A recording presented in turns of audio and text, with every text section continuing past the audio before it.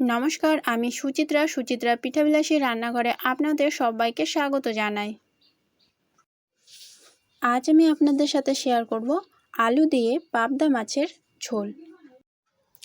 আজ আমি আলু দিয়ে পাবদা মাছ কিভাবে রান্না করলাম চলুন দেখে নেওয়া যাক। তো সর্বপ্রথম আমি পাবদা মাছগুলোকে ভালোভাবে কেটে নিলাম।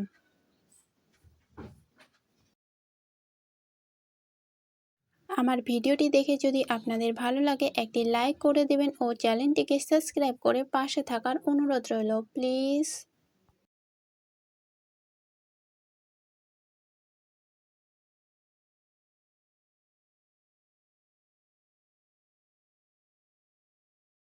একই রকমভাবে সবকটা মাছকে আমি কেটে নিলাম। তারপর মাছগুলোকে দুইবার জল দিয়ে ভালোভাবে ধুইয়ে নিলাম।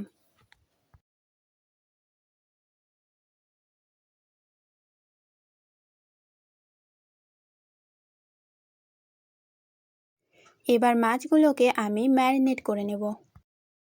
এবার আমি নিয়ে নিলাম লবণ 1 চামচ, তার সাথে নিয়ে নিলাম 1 চামচ হলুদ ও সাথে দিয়ে দিলাম কিছুটা পরিমাণে সর্ষের তেল। সর্ষের তেল দেওয়ার পরে মাছগুলোর গায়ে ভালোভাবে লাগিয়ে দিলাম ও সুন্দর করে মাছগুলোকে মাখিয়ে নিলাম।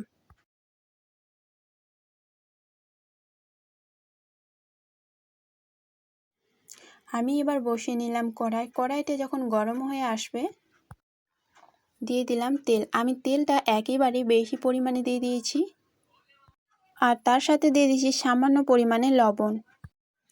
তারপর তেলটি গরম হয়ে আসলে একটি খুন্তির সাহায্যে নাড়াচাড়া করে আমি যে মাছগুলো ম্যারিনেট করে নিয়েছিলাম সেই মাছগুলো একটি একটি করে তেলে ছেড়ে দেব।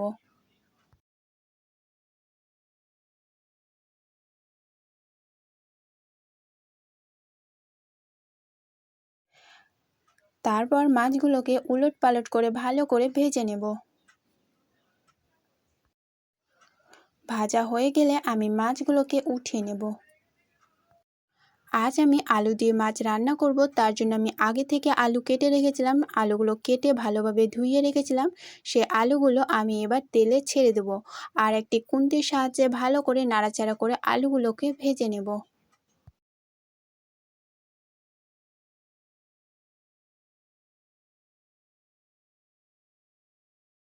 আলুগুলো যখন হালকা একটু ভাজা হয়ে আসবে আমি একটি ছাঁকুনি হাতার সাহায্যে উঠিয়ে নেব।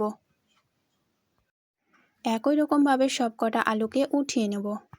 আলুগুলো উঠিয়ে নেওয়ার পর কড়াইয়ে থেকে গেছিলো তেলে আমি দিয়ে দিলাম জিরা আর তারপর দিয়ে দিলাম তেজপাত ও তার সাথে দিয়ে দিলাম 2টি লঙ্কা আর তারপর দিয়ে দিলাম পেঁয়াজ কুচি ও তার সাথে দিয়ে দিলাম রসুন। রসুনটা দেওয়ার পরে আমি খুন্তির সাহায্যে ভালো করে নাড়াচাড়া করে সুন্দর করে লাল লাল করে ভেজে নেব। পেঁয়াজগুলো যখন লাল লাল হয়ে আসবে আমি যে আলুগুলো ভেজে উঠিয়ে রেখেছিলাম সেই আলুগুলো এবার আমি দিয়ে দিব। আলুগুলো দেওয়ার পরে মোটামুটি 2 মিনিটের মতো আবারও আমি খুন্তি দিয়ে ভালোভাবে নাড়াচাড়া করে নিলাম আর তার সাথে দিয়ে দিলাম সামান্য পরিমাণে জল। তারপর দিয়ে দেব স্বাদ অনুসারে লবণ ও 1 চামচ হলুদ গুঁড়ো, 1 চামচ লঙ্কার গুঁড়ো আর তারপর দিয়ে দেব আমি জিরা বাটা ও আদা বাটা।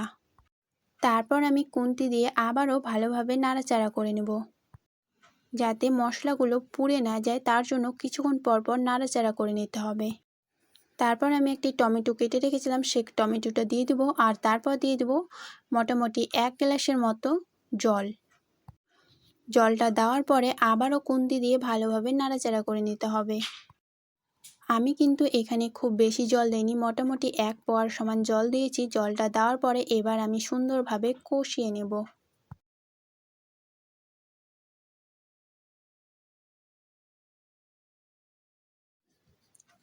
কিছুক্ষণ পর পর ভালোভাবে নাড়াচাড়া করে সুন্দর করে কষিয়ে নিতে হবে।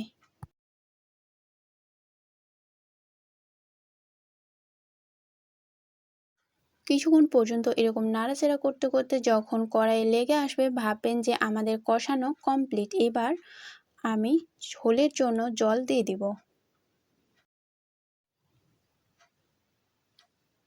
আমি জলটি দেওয়ার পরে আবারও ভালোভাবে নাড়াচাড়া করে নিলাম। ঝোলটা যখন একটু ফুটে আসবে আমি যে মাছগুলো ভেজে রেখেছিলাম সেই মাছগুলো এবার দিয়ে দিতে হবে। আমি এবার একটি একটি করে সব মাছগুলোকে দিয়ে দিলাম।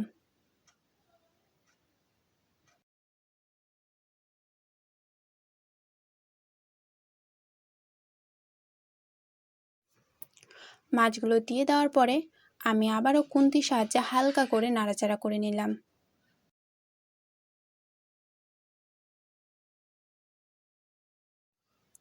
মাছগুলো দেওয়ার পরে আমি একটি খুন্তির সাহায্যে এইভাবে মাছগুলোকে ডুবিয়ে দিলাম। আমি কিন্তু আর নাড়াচাড়া করব না, না হলে মাছগুলো ভেঙে যাবে। মাছের ঝোলটা যখন এরকম ফুটে আসবে এবার আমি নামিয়ে নেব। এবার আমি নামিয়ে নিলাম। আলু দিয়ে মাছের ঝোল রেডি। চলুন এবার ভাতের সাথে খেয়ে দেখা যাক কেমন হয়েছে। আমি আজ রান্না করলাম পাবদা দিয়ে মাছের ঝোল। দুর্দান্ত স্বাদে, খেতে কিন্তু অনেকটাই টেস্টি হয়েছে। একবার হলেও এভাবে রান্না করে খেয়ে দেখবেন, খেতে কিন্তু অনেকটাই টেস্টি হয়ে থাকে। আর হ্যাঁ, আমার ভিডিওটি যদি আপনাদের ভালো লাগে একটি লাইক করে দিবেন ও চ্যানেলটিকে সাবস্ক্রাইব করে পাশে থাকবেন প্লিজ। আর হ্যাঁ, আমার ভিডিওটি যদি আপনারা ফেসবুক পেজ থেকে দেখে থাকেন পেজটিকে ফলো করে পাশে থাকার অনুরোধ রইল প্লিজ। আপনারা যদি এইভাবে আলু দিয়ে পাবদা মাছ রান্না করেন অবশ্যই কিন্তু আমাকে কমেন্ট করে জানাবেন। আর যদি ভালো লাগে একটি লাইক করে দেবেন ও শেয়ার করে পাশে থাকবেন। আর হ্যাঁ, দেখলেন তো কত তাড়াতাড়ি ও কত অল্প টাইমে আমি তৈরি করে নিলাম আলু দিয়ে পাবদা মাছের ঝোল। নমস্কার।